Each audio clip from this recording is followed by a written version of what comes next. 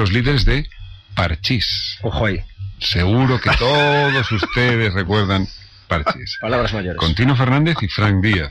También junto a Daniel Arasanz, que es el director de un documental que se va a estrenar en Netflix dentro de muy poco, el próximo 10 de julio, en el que se ha reunido a todos los miembros del grupo y su entorno para explicar el fenómeno social que supuso el grupo hace ya 40 años. Porque han pasado, os recuerdo, 40 años. Enseguida volvemos. En 1979 nació un grupo musical conocido como Parchís, que casi sin pretenderlo se convirtió en uno de los mayores fenómenos sociales de la historia de nuestro país.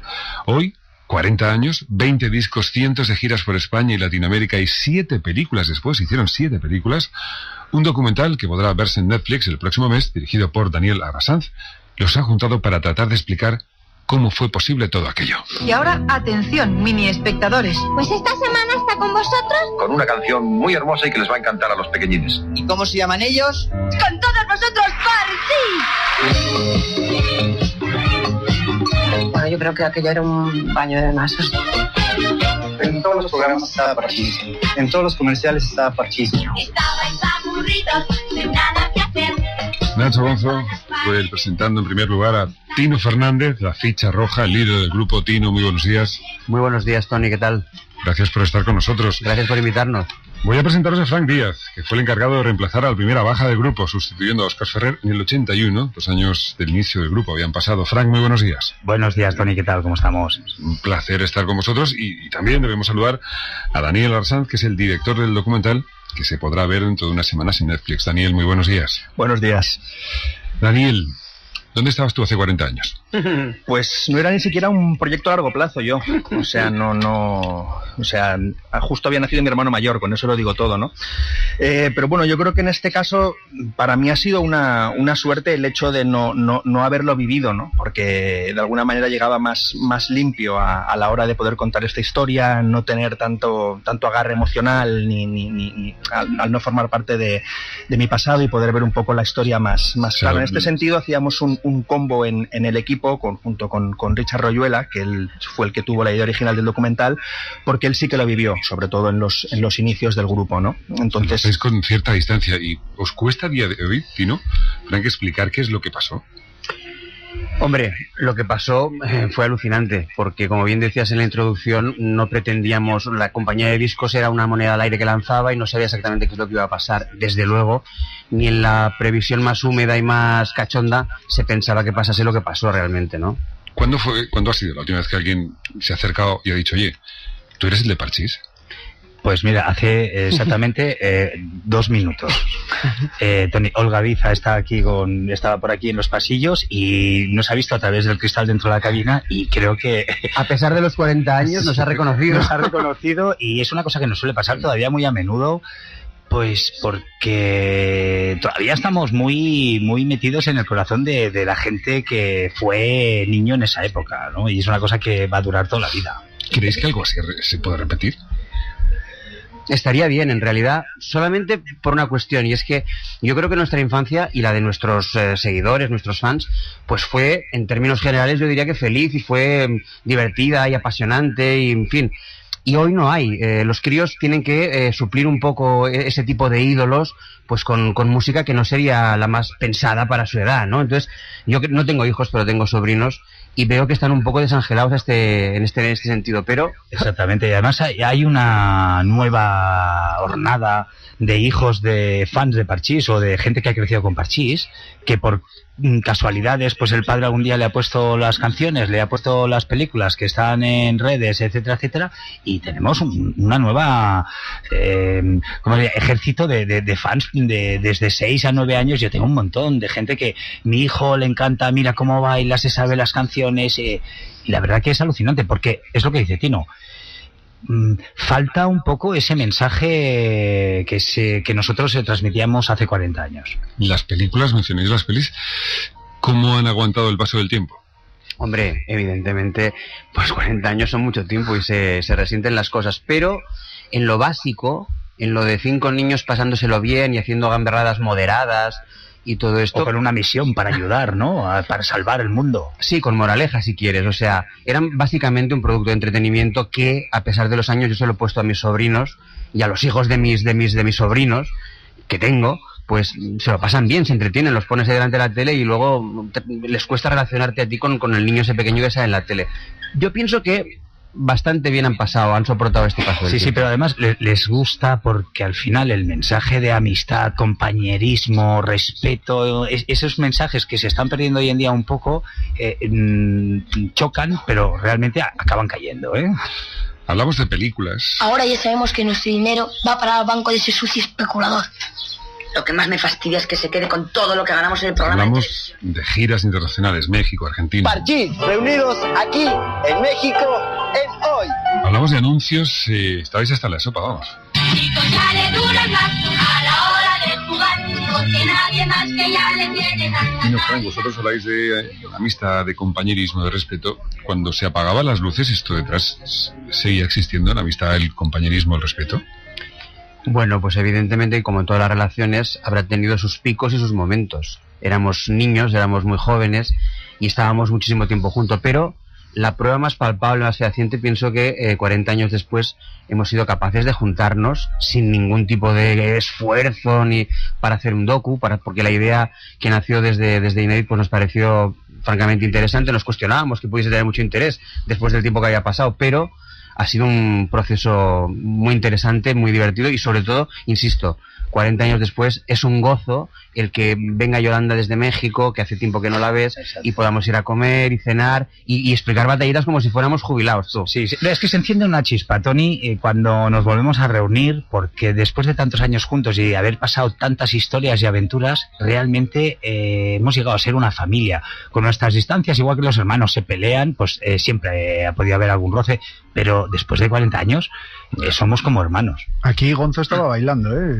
Hombre, hola Gonzo, tío. ¿Qué tal? Me encanta tu trabajo, sin macho. ningún sentido de ritmo. Yo os vi en directo, recuerdo, no sé si tendría 4 o 5 años, pero os vi en la finca de San Roque en Vigo. Y recuerdo que la noche anterior no dormí, que era para mí fue uno de los primeros grandes días de mi infancia, que era ir a ver a Parchís en unas fiestas, creo que eran de la empresa en la que trabajaba mi padre, porque lo que decía Tony era omnipresente la figura de Parchís. De hecho, os quería preguntar, ahora 40 años después, si miráis hacia atrás, si creéis que trabajasteis lo que se debe pedir a un niño que trabaje, o estuvieron en un momento dado intentando generar y facturar sin tener en cuenta que erais niños. Bueno, Gonzo, primero decirte que te admiro mucho, soy hiperfan, o sea, yo no ceno si no veo el intermedio. Me lo manejo. Un tipo con criterios. Sí, es que si no ceno, no como.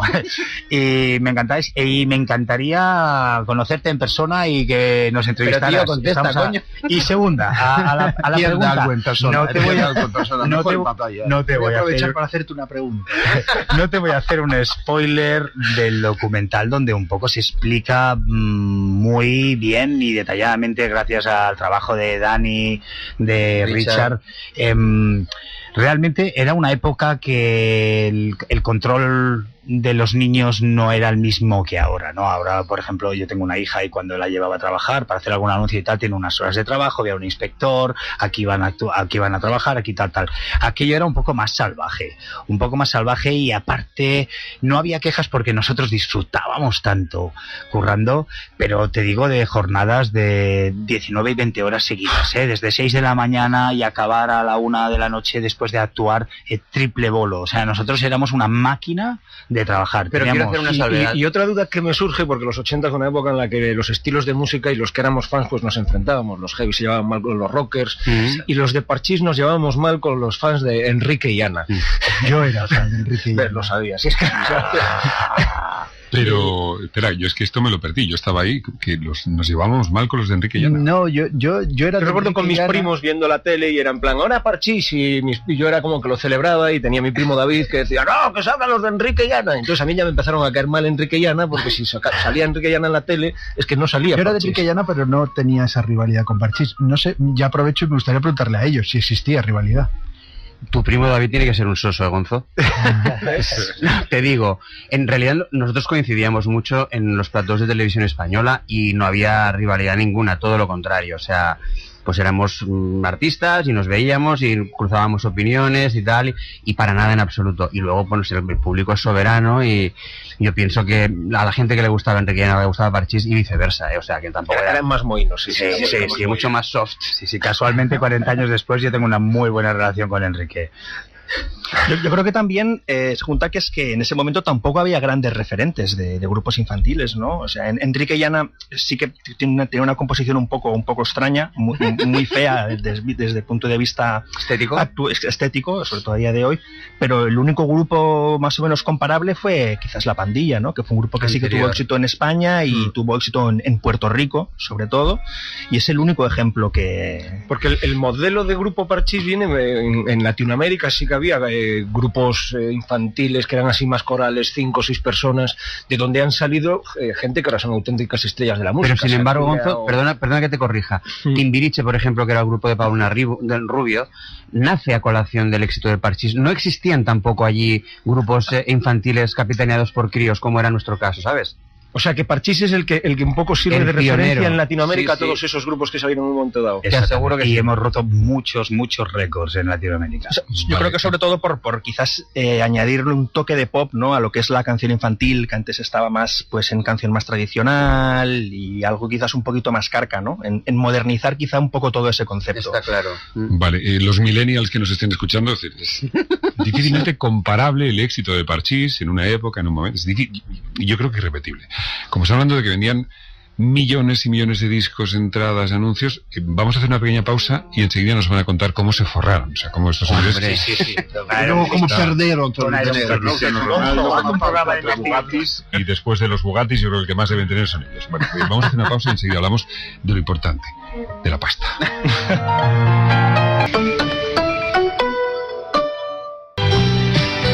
Hoy por hoy, con Tony Garrido.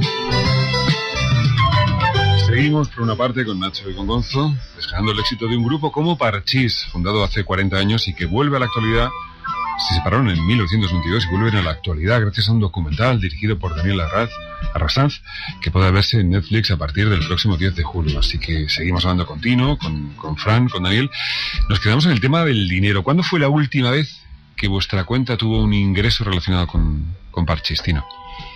Pues no te creas que hace tanto, porque hace ya tiempo regularizamos los contratos jurásicos que habían suscrito nuestros padres en su momento con lo que era entonces Discos Belter y hoy es Dibuxa, y sigue teniendo el catálogo que tenía Belter y sigue pues vendiendo. Ahora ya básicamente por internet, Spotify, iTunes, todo ese tipo de medios, y nos liquida todos los años.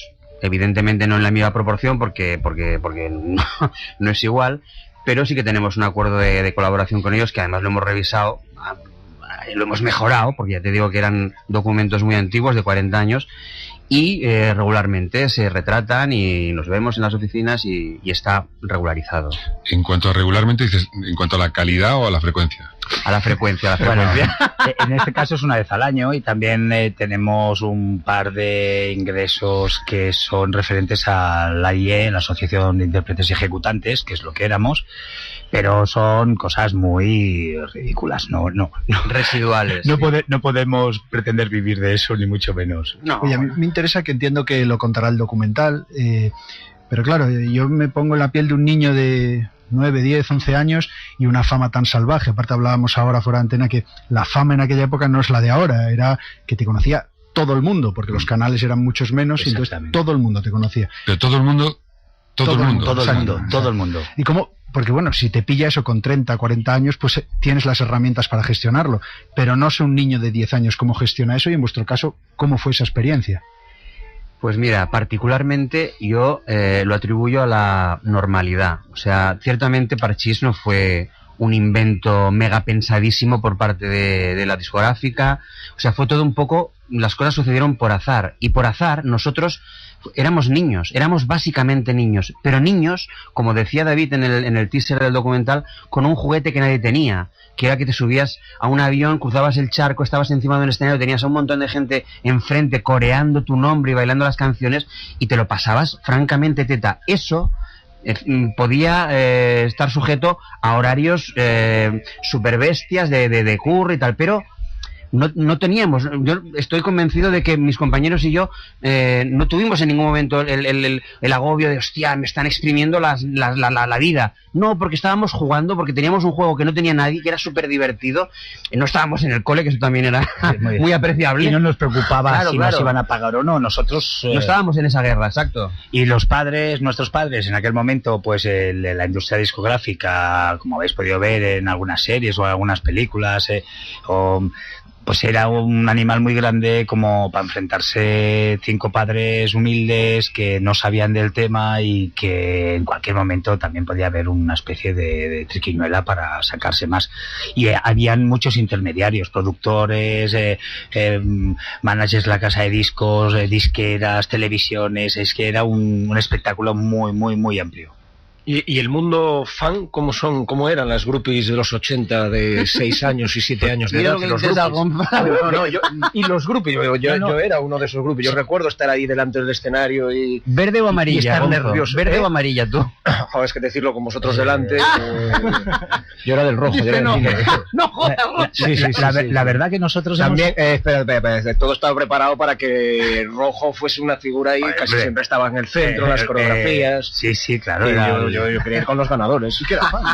Qué grande, tío. Realmente. Lo está diciendo molesto, decir, oye, ya, cuidado, No, bueno, pero el flequillo de Gonzo no tiene mucho que decir, Ese flequillazo realmente fue espectacular, algo muy bestia el tema fans, ¿no? Porque yo siempre he dicho a mis amigos que lo que hace 40 años era fanatismo en México empieza a llegar ahora aquí en España, ¿no?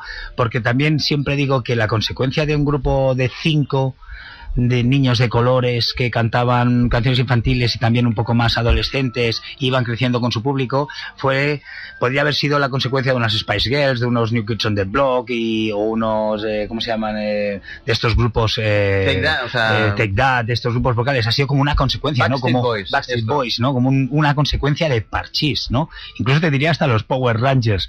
Y entonces el fanatismo allí, nosotros hemos tenido, Tino se rompió un brazo una vez porque se rompió un cordón de seguridad policial y se nos abalanzaron las fans. No se rompió, se me dislocó el hombro, salió el hueso de sitio, pero... Hemos tenido intentos de rapto, hemos tenido bombas en los aires acondicionados. Espera un momento, vamos por orden. Intentos de rapto, sí, gente encerrada en las habitaciones con nosotros, nos han drogado subiendo al autobús de la gira, nos han... Nos han puesto bombas... Tienen que ver el docu, Francisco, que tienen que ver el docu. Y los dislocados. Menudo día, no todo esto en un día. Está escalado muy rápidamente. Sí, e incluso perdimos un avión que se estrelló. El único avión que hemos perdido, yo creo, en toda nuestra carrera. ¿Tino? Sí, cierto, en México. Y se estrelló. Y todo el pasaje. Nosotros pillamos nos tuvieron que alquilar dos aviones particulares para llegar al concierto. Y en vuelo nos dijeron que no podíamos aterrizar en ese aeropuerto porque se había estrellado el avión regular que teníamos que haber pillado nosotros. Muy fuerte. Nuestros padres, imagínate, porque tenían ellos el plan de viaje y sabían que íbamos en ese vuelo, llamando a México, claro, asustados, en fin. Y 1000 cosas más que te pondrían... ¡Que tiene que ver el docu, tío! Los pedones como timbres de castillo, nen. Hay que ver el docu. Hay que verlo. Que se estrena el día 10. Daniel, ¿verdad? ¿Estás contento con el trabajo? Estoy muy, muy, muy contento con el trabajo. Di la verdad. Sí. Muy, muy contento. No te puedo decir otra cosa, la verdad. Yo desde el otro lado puedo decir que el trabajo que han realizado durante 5 años que llevamos, desde que empezó la idea hasta que se ha parido, como aquel que dice el docu, ha sido un trabajo muy bestia a un nivel personal y de factor humano, con muy poco presupuesto. Empezamos una idea que se ha ido haciendo muy grande. Hasta que llegó Netflix. Y bueno, y el esfuerzo ha sido bestial y el resultado es inmejorable y toca mucho la patata, o sea, te toca mucho la fibra nostálgica. ¿Tenéis nostalgia de esa época? Mucha, ¿quién no? Bueno, a lo mejor puede pasar que dices, no, es una época bonita, pero no volvería, ya la viví, tiene sus partes malas, o tenéis nostalgia cuando veis el documental o cuando lo rememoráis. A ver, es inevitable el teletransportarte un poco a aquel tiempo en el que uno no tenía presiones de familiares, de responsabilidades, de recibos, no, era solamente un crío feliz, que además era un privilegiado porque viajaba por todo el mundo y tenía la atención y el cariño de un montón de gente. Entonces, pues sí, inevitablemente cuando estás en el proceso de creación del docu, te retrotraes a todo aquello y lo rememoras. Eso no quiere decir que estés anclado y que en mi situación particular, que te gustaría haberte quedado ahí, ¿no? Evolucionas, y yo soy de los que cree que lo mejor está por venir, y este es un claro ejemplo de eso, ¿no? De que después de 40 años podamos estar hablando de un documental, de un proyecto sobre la vida de 5 niños pequeñitos que tuvieron el azar y la suerte de poder formar parte de este grupo. Pues es una maravilla. Y espérate que Netflix aprieta, que puede haber más cosas luego. Y Gonzo, la fama es como la política, que engancha y no la quieres dejar. Normal. ¿Y a qué día? Concretamente, ¿a qué día volveríais, Tino? ¿A qué día volvería? Pero... ¿A qué día? De toda la historia de Parchís, yo, si tuviera que volver, pudiera poner la máquina. El momento del tiempo, más dorado, sí.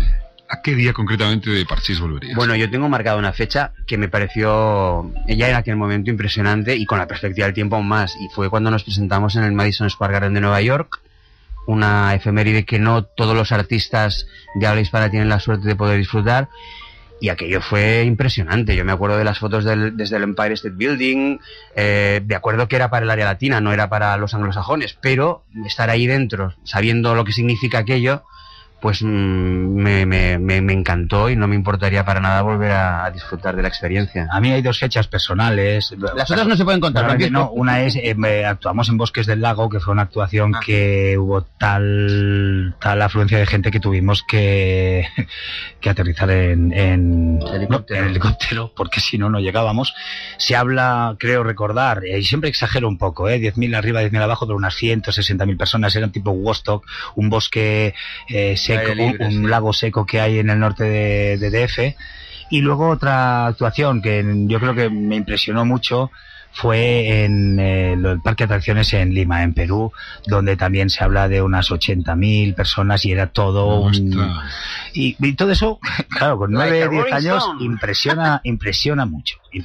No está nada mal. Daniel, director del documental de Parchís, que podrá ver en Netflix dentro de unas semanas. Tino Fernández, Frank Díaz, miembros del legendario grupo musical Parchís, muchísimas gracias, mucha suerte, y gracias por estar esta mañana con nosotros. Muchas gracias, Tony, por invitarnos. Gracias a vosotros. Oye, gracias a todos vosotros por vuestros adjetivos, y nos vemos pronto. Cuando queráis. Un placer muy grande. Abrazos. 10:45, nada menos en Canarias. Seguimos.